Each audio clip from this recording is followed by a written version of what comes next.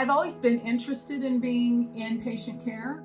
All the way back to my childhood and early 20s, I've always been a caretaker or caregiver. And it didn't hit me until later in life, where I was unfortunately the one that needed to be taken care of, that I wanted to go into nursing.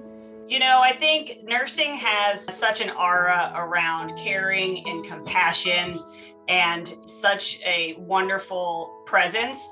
But to me, as a nurse, I think about the depth and the breadth of the nursing profession across the whole world, quite frankly. There's so much possibility that nurses can have to be in direct patient care, or developing protocols and developing research that can forward a patient's experience.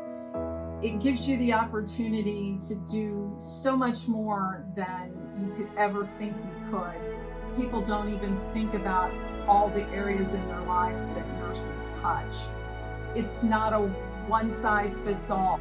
I started my nursing career in the U.S. Air Force Nurse Corps and spent about 10 years in active duty. During my career in the U.S.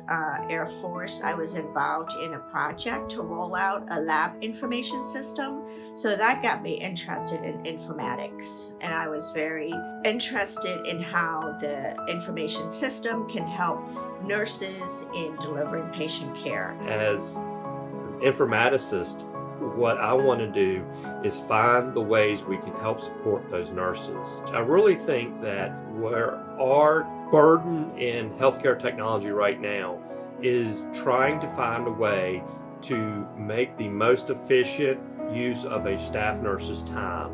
To me, the real definition of nursing is an advocate.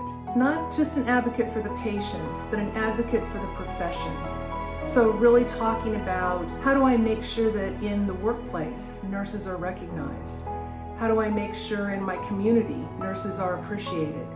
How do I make sure from a legislative policy perspective the voice of the nurses are heard?